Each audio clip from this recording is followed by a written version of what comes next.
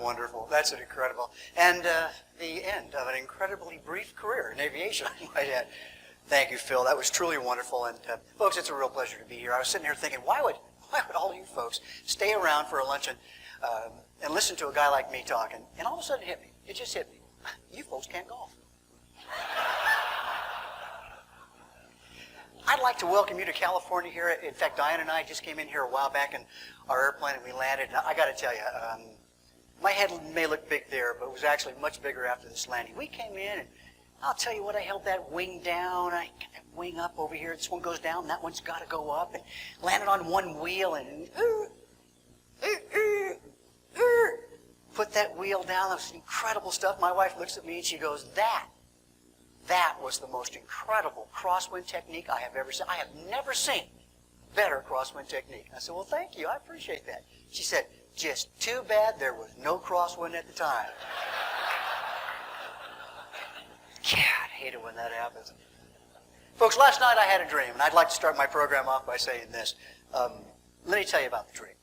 I dreamt that we actually caught Osama. Oh, sir, that's a powerful flash. Could you take another shot? I still have some sight left in the sight. Oh, I can't believe they actually did it. I see the Virgin Mary, and normally I only see her when I'm shooting an approach to minimums. I had a dream that we actually caught Osama bin Laden, and he was being interviewed by Donald Rumsfeld, our Secretary of Defense. And Donald goes in to talk to Osama, and Osama says, okay, Donald, you caught me. I only have one question. And Donald says, well, go ahead, Osama. What's the question? And Osama goes, well, you have this show, Star Trek, and this TV show, an incredible show. But you know, on the show, I see we have Russians, we have Japanese, and we have people from all different parts of the planet, but there are no Taliban. How come there are no Taliban on the show? Donald Rumsfeld goes, well, Osama, that's because Star Trek is a show about the future. So,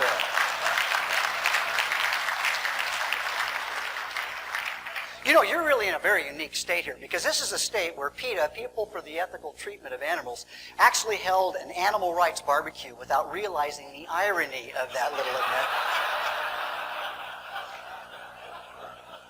It just takes some folks longer to figure this stuff out there at PETA, and we are the originator in California, I might add, of health insurance for pets.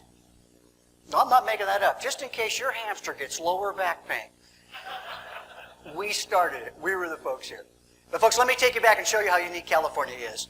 And I don't mind bragging about my state. In 1987, at 2 o'clock in the afternoon, the National Oceanic Administration detected, NOAA, detected a seismic disturbance 500 miles off the coast of California. The NOAA Tsunami Forecasting Center at 2:15 in the afternoon broadcast a tsunami to strike the Southern California coast at 2:45 in the afternoon. That was broadcast at 2:15 over all the major TV shows and electronic airways, radio and what have you. Tsunami, 2:45 in the afternoon, is supposed to hit the Southern California coast. Now, for those of you who don't know what a tsunami is the Japanese word for surf's up. Now, folks, truth is stranger than fiction because fiction has to make sense. I'm not making this up. At 2:35 in the afternoon, in Huntington Beach, between the streets of Golden West Avenue and Beach Boulevard, there stood on Pacific Coast Highway, 100 feet from the water, 5,550 people with their Instamatic cameras waiting to take a picture of the tidal wave. Now, this is Mother Nature's very delicate way of weeding out people that don't think. Well, Phil was here. You drove around, what, half hour trying to find a place to park your car? I'll pay for that. Tomorrow's my kissing up day, so... oh, folks, it's such a wonderful place out here. I'm glad, don't come out here during the summer, though, because, well, birds fall from the sky fully cooked. So, but what great weather and everything. You know, the neat thing about being in California is you get to flight instruct a lot. You don't have to worry about the weather, pretty much, because, if you really want bad weather, you watch TV and see what's going on somewhere else, because the weather out here is pretty good. And you get to see some exciting things here in California. We are actually the state that's #1 in hang gliders trying to land at control-towered airports. 1982, a guy thermaled off a peak in the San Gabriel Mountains, and he had a handheld radio, thermaled over, I'm not making this up, thermaled over Van Nuys Airport, called the tower at 5,000 feet above Van Nuys Airport, and requested permission to land. Now you have to imagine this. All of a sudden the tower gets a call, Van Nuys Tower, this is hang glider Bob. I want to come in and land, over. And the controller, of course, the guy who was telling me this story, he's never seen this stuff before, so he says, hang glider Bob, you're cleared to land over there. And so I'm just glad that I wasn't in the tower, folks, because if I was, I'd have grabbed that microphone and said, hang glider Bob, be prepared for a go-around. One critical moment. He apparently landed fine, skinned his knees, apparently landed gear up, but other than that, I was standing at the Point Mugu Air Show. It was many years ago. I'm out there watching all these, the Blue Angels. What an incredible, sexy group of airplanes there. They're out there preparing for their bomb burst maneuver. This is so incredible. Whenever I see it, I'm so touched and emotionally moved that I actually log the time. It's just incredible. And they're preparing for their bomb burst, and all of a sudden we hear this. We hear, my buddy and I, we hear,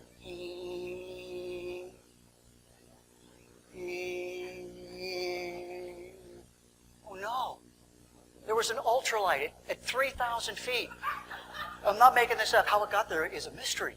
But because he's looking down on all the 150s that are trying to get up there. And this ultralight is heading right to the center of the Point Mugu field. That's a restricted area, and you should know not to go there. This little thing's going. The Blue Angels come in. This guy obviously is not talking to anybody, and the Blue Angels swoop up, come up, do this beautiful bomb burst maneuver, and you see this.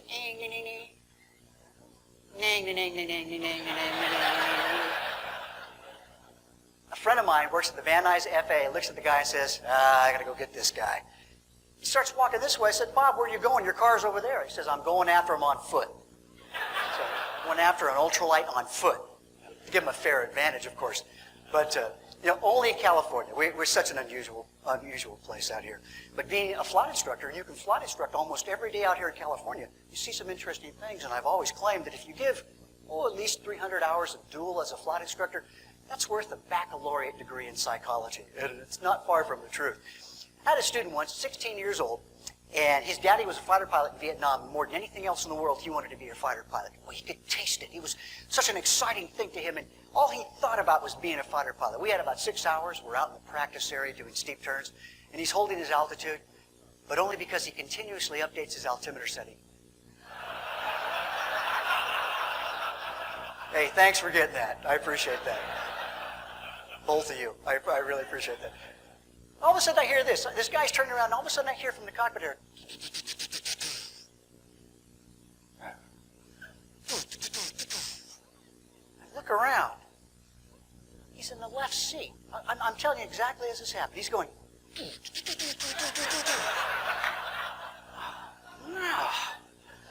So I'm thinking, I got to be careful. I know something about psychology. I don't want to extract him from his muse too quickly because it could be psychological damage.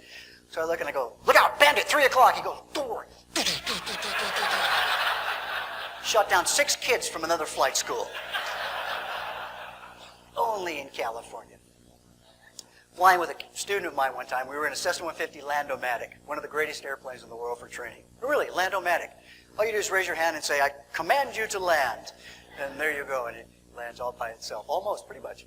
And we're out there doing stalls, and Barbara, very sharp lady, what have you, but we're doing stalls in a 150. This is one of the slowest 150s that I had ever, in other words, ones that you can fly that, quite frankly, you can fly at a very slow speed.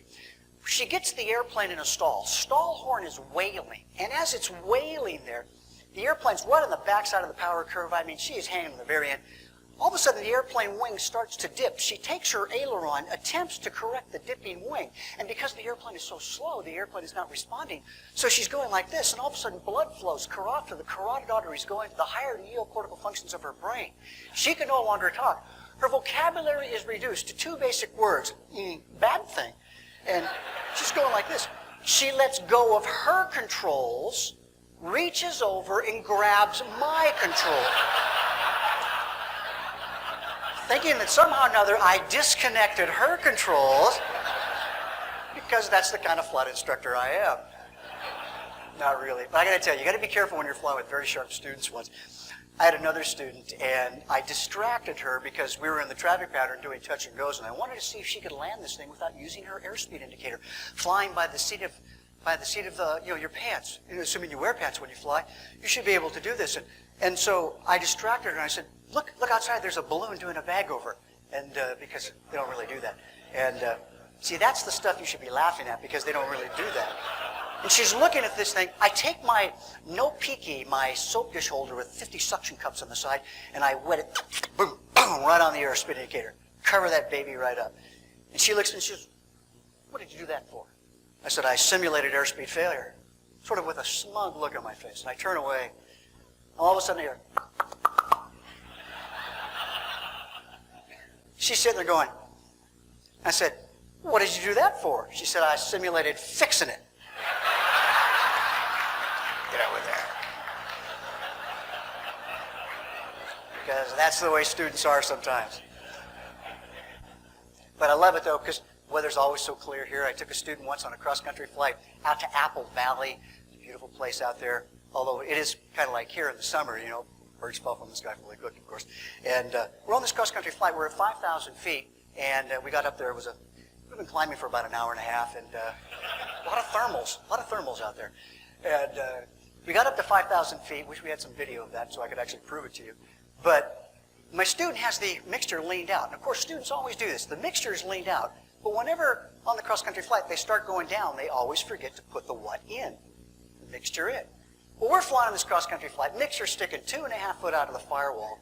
My student, he can't find the airport. Very smart guy. You got to be careful with smart students. He's saying things like, well, I see the airport now. I would turn my head in the direction of the airport. He would turn the airplane in the direction my head was facing. This is ADF, Automatic Direction Finder. That's the guy in the right seat, me.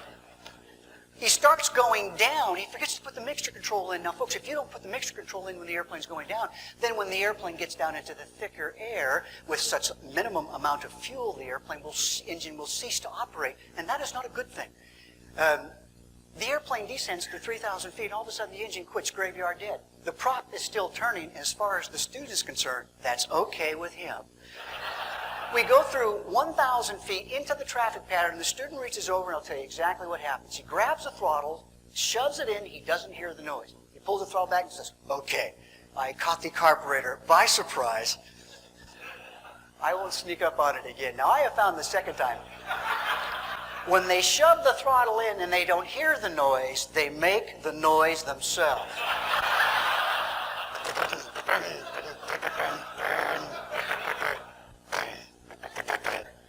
Then he starts hitting on it, called CPR, carburetor pulmonary resuscitation.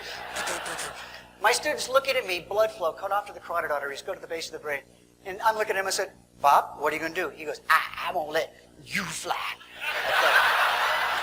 No. What did I tell you to do in an emergency? I won't let you fly. No. Go through that. Come on, be positive. We flight instructors, we're so cool. We sit on the right side of the airplane. The reason we look cool is because we've been trained to sweat on the right side of our face only. That's why. Little trade secret there. And I said, check the key over there, check the key. Reaches over, pulls the key out, and goes, ah, like that. I'm sitting there going, ah.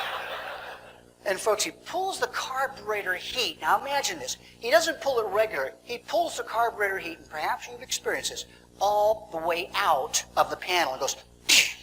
He's pulling this thing. A big tube is coming right out. Thinking to himself, man, no ice is going to form on this thing.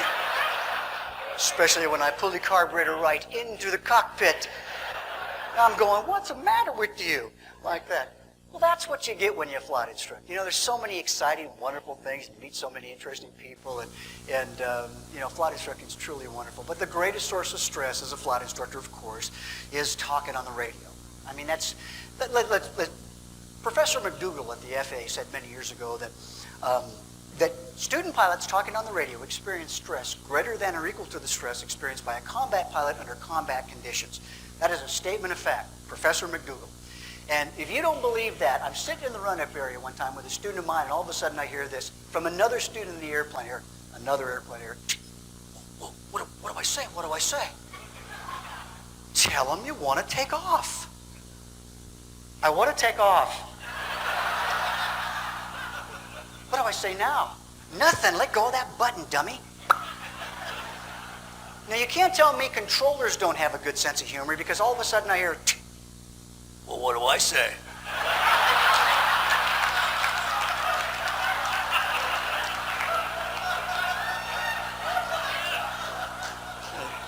Tell him he's cleared for takeoff. You're cleared for takeoff. What do I say now? Nothing. Let go of that button, dummy.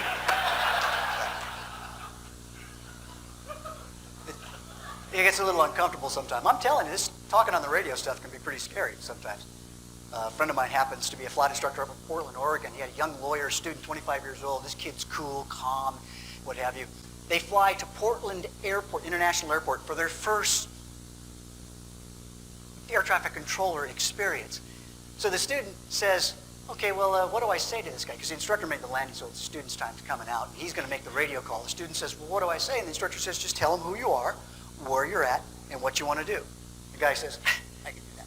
He clicks the microphone. Higher neocortical functions are ceased now. He can no longer communicate between the brain and the mouth, and he goes, tower, who am I? Where am I at? What do I want to do? Over. Now, I'll tell you.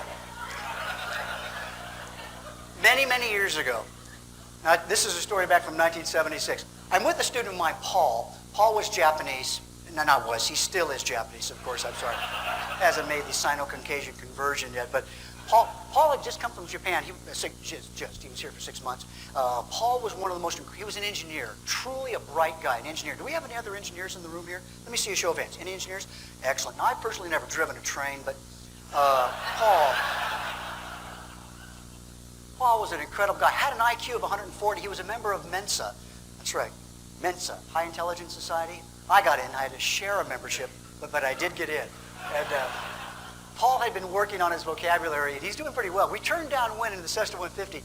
Paul picks up the microphone and goes, oh, what can I tell? Also, 213 to Bravo, we are downwind. What are you guys all want us to do? Over.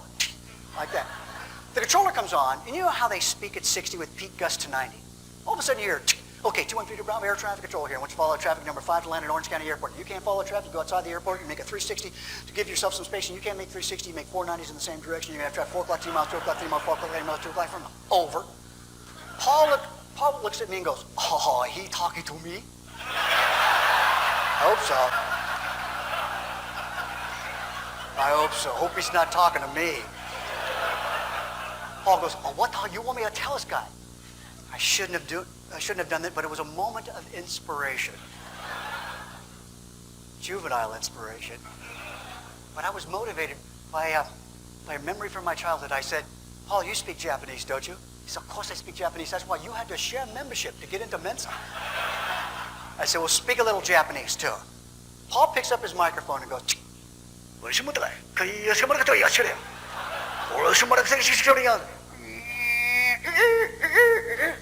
Domi arigato. Dead silence. All of a sudden you hear, okay. Nobody's going to get hurt. Is there an instructor on board the airplane?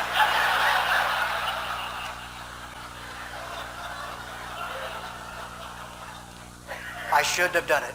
But I picked up the microphone and I went, oh, I am instructor. I know, it was the wrong thing to do. Absolutely the wrong thing, but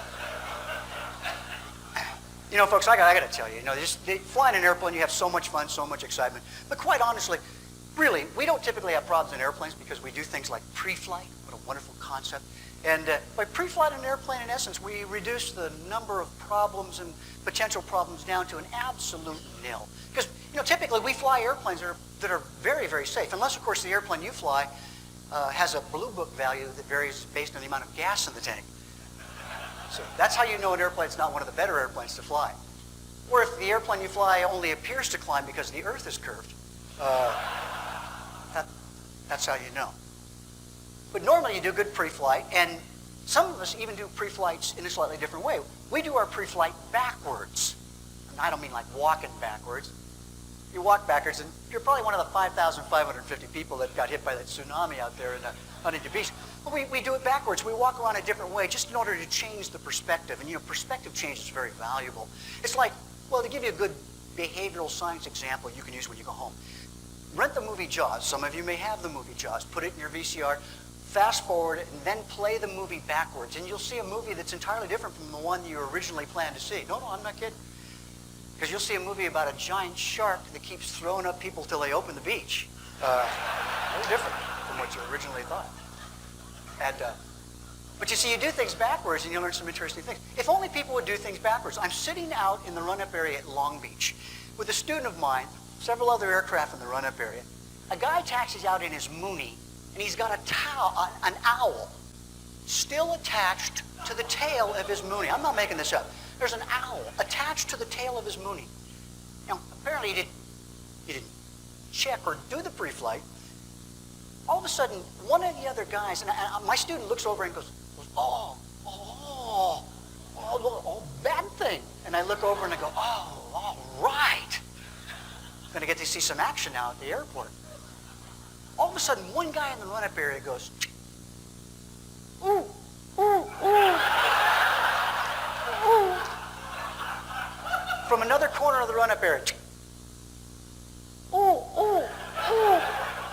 My student's reaching down for the mic. He grabs the mic. This is before we had headsets. And I go, no, stop that. Give me that.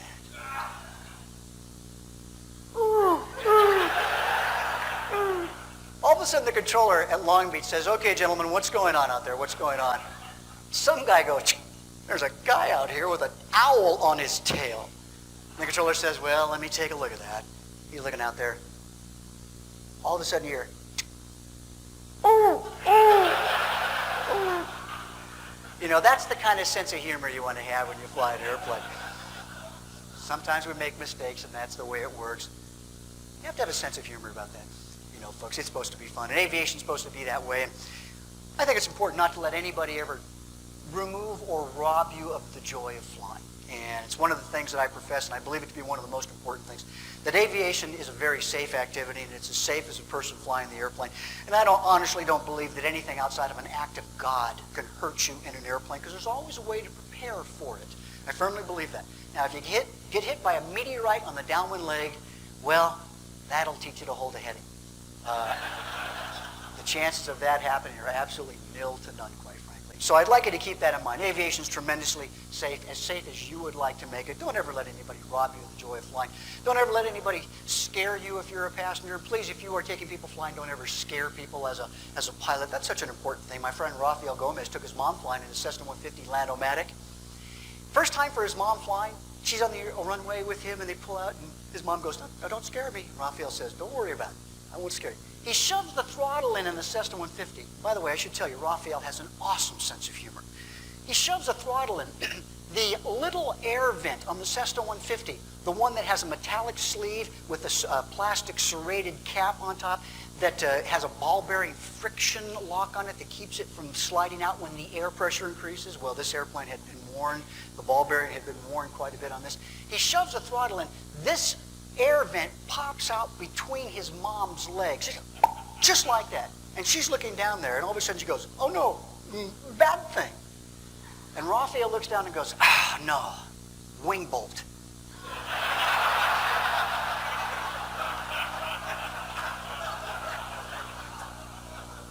No. It's one of the early warning things and signs that you don't want to do if you're a pilot comedian or a pilot humorist. Aviation can be tremendously safe, and we should keep it that way. And I'd like to close my program by talking about this one last thing, and TFRs are extremely important. You want to make sure that you watch out for these things, and you try to find out where they are, first of all. You call a flight service station. I always call them, get my weather briefing. I call them on 1-800 DFR not recommended. Get the weather briefing, find the TFRs, and it's very important. 1973, one of my very first students. I sent on a cross-country flight from John Wayne Airport down to San Diego. This is the easiest flight in the world to make, folks. You just head south until the controller starts speaking Spanish. And you turn around and go back a couple clicks this way. Keep the ocean on your right and land on your left. I even wrote, ocean, land. I told him when you come back, you move it this way, which was the origin of the moving map display. I told him, do not fly over Camp Pendleton. There's a restricted area that goes up to 15,000 feet. There is one off the water that goes up to, used to go up to 1,500 feet. Now it's MOA. You don't want to go out there anyway, because you go through there and you scare some of those Marine pilots. They'll come after you, and you won't want to go back no MOA. That's why they call it that. So he takes, and there's more where that came from, folks. He takes off. He's flying down the restricted area that went up to 1,500 feet. He's looking at his chart. The chart opened through the last zero on 15,000. And thus he thought the 15,000 foot restricted area actually only went up to 1,500 feet. Thus thinking I was in error as to the height of that restricted area. So he said, I don't want to fly out over the water. I'm going to fly inland because this thing only goes up to 1,500 feet. Well, folks, it goes up to 15,000 feet. He's in a Mooney Mark 21, I believe. He flies through the restricted area, and again, we're talking about still the Vietnam era. He flies through a bunch of military guys practicing out there and scatters a group of F-4 like quail. He doesn't even realize what's happening. Now, this is his story. He says he's flying along, and all of a sudden, one of these guys starts to join up on him. Now, one of the first rules of a student is, if you don't look at it, it will go away. So he sees this thing getting close, and he's going, oh no, there's somebody out there. They want to play. He starts moving away, and this guy, he says as he looked out the window, he saw an aircraft that was hanging out there just like this.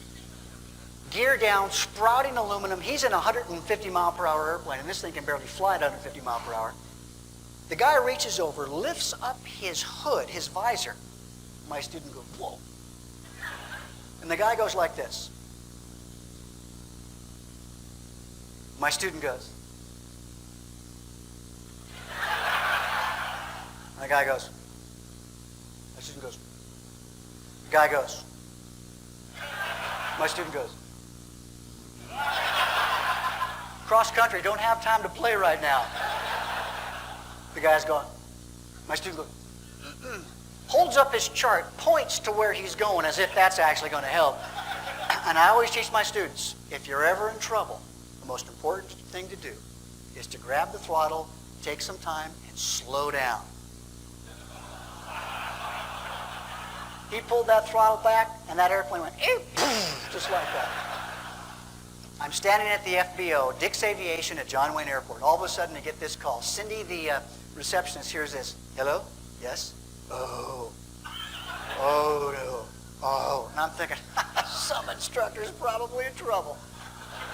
And she goes, it's for you. Oh, man. Yeah. Folks, listen, aviation is supposed to be fun. Thank you very much for laughing with me. And again, thanks very much for being AOPA members and supporting aviation. I meant every word of that particular point. Phil, thanks very much for having me. So I appreciate it.